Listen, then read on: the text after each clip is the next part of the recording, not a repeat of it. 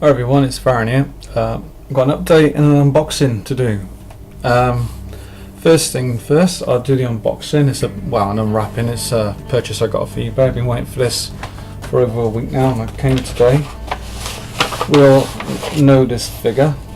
Came with a Dark Vengeance limited edition, so you know what I'm talking about. So it's the whatever his name, Sepharicus. Don't really know all the fluff on this. I'm trying to get the gist with it all to keep up with the community. But oh yes, Sepharicus, that's correct. Yep. Well, first glance, I thought it was a lovely little miniature. I think the detail on it is brilliant. Let's try and lift that up. Yeah, it's a bit blurry, sorry, but I've got a crap camera. But yeah, but looking at the actual detail on the actual back of the cloak, it's awesome. You know, you got the actual Dark Angel's emblem on there, and then you got a load of glyphs on the bottom of the robe. And when you turn it around, there's like supposedly some type of like Latin writing. It's really nice. It's really well, nice, crisp looking figure. Good quality you do get from Games Workshop. Value for money wise. Well, I've been after this for a long time, and I suppose I did pay through the teeth. I paid 11 quid for it, but saying that, you spend between that 11 and 15 pound for a fine cast model, and then it's not a perfect cast, but with the plastics, as you can see there, it's not too bad. It's quite nice, and the actual his bolter, that's got a little telescopic sight on it, which I think is really nice. And then we've got his weapon and also his sign of office as well, to let other Terminators know who he is, so he's a bit of a badass. And then the old lanyards on here and the tassels, great detail. It is really nice. So yeah, I'd say it's worth 11 quid. I actually spent on that. I also with it we got the old this bit with it as well, the actual fact file, so to speak, all the stats. So bear with me on the fluff then. So you got like weapon skill of 5, ballistic skill of 5, strength 4, toughness 4, or is that speed? I don't know. Weapons 3, yeah, initiative 5, attack 3, leadership 10, and a +3 save. To me, that means nothing. So if anyone wants to explain that to me one day, appreciate it. Okay, I've got the rule book, but I just can't be asked to look at it. And on the flip side, we've basically got some nice artwork and instructions on how to put it together. So for the £11 I spent on the mini, plus £2.50 postage, so £13.50. Yeah, I thought it was worth every penny.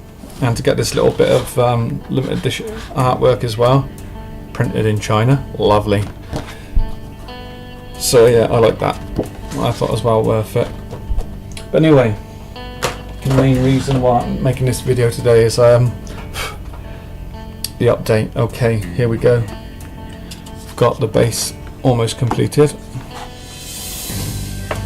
So there we go. The shells are not purple, by the way. It's just the light reflecting. There's nothing I can do about it. And but what I've done on this end is basically painted the base in Vallejo flat earth. And then once that was dried, I then began to paint all the rocks. I used dark grey by MP Paints. It's a discontinued paint range now, but the equivalent to it would be Vallejo's tank grey, or German grey, sorry, and that do exactly the same. And basically in subsequent layers of highlights with the airbrush. Once again that was all dried off, I went over it with MIG production pigments. These are the colours I used. I used that one there, which is Gulf War Sand and Eurodust.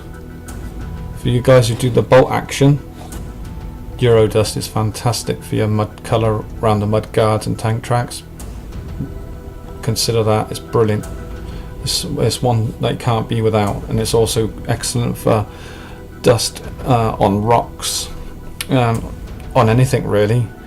I mean, for like on the miniatures here, for having wet it with water or isopropanol, get it all splashed up the side to simulate mud splashes. Again, it's brilliant for that.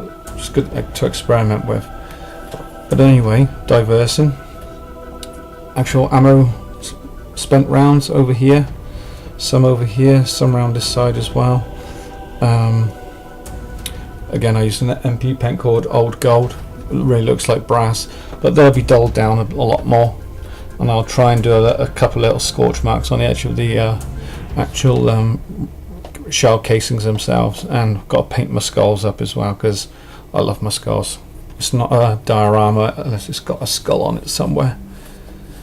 And after all the initial pigments were put on, I just went over again with a light dry brush with Vallejo Wolf Grey on the edges here, just round it very, very lightly, just to give a subtle hint of light catching the tip of the rock. I don't think I want to do any more to this, but the stills will look better than the camera, I can assure you. So yeah, I've been really enjoying this. That's that bit done regarding the base. And then on here we've got a marine that I've actually airbrushed. He's all ready to be sealed in semi-gloss varnish, and then all the details are going to be painted then, say your weapon, his wings, his purity seal, skulls, etc. And for me that's an evening's work. That's that one out of the way. And then the HellBrute. Now you're probably thinking, oh my god, why is it in sand? Well, I've chosen that colour for the flesh tone. I'm just experimenting. If I don't like it after the experiment, it will get put back to something I can work safely with, like for example Rakat flesh, for example, or a pale grey or a dark grey, whichever it may be. But I want to try this out and see what it looks like, and I'm gonna hopefully later tonight just paint one of these panels in the blue and see how it turns out and how it contrasts with the chosen skin tone. Well, that's all I got to say at the minute. If you like what you've heard, make a comment, give us any more advice that you may think I might need to do with this. Yeah, that's pretty much it. Thanks for watching, guys, and see you in the arena, as they say. All the best now. Thanks very much. Take care. Goodbye.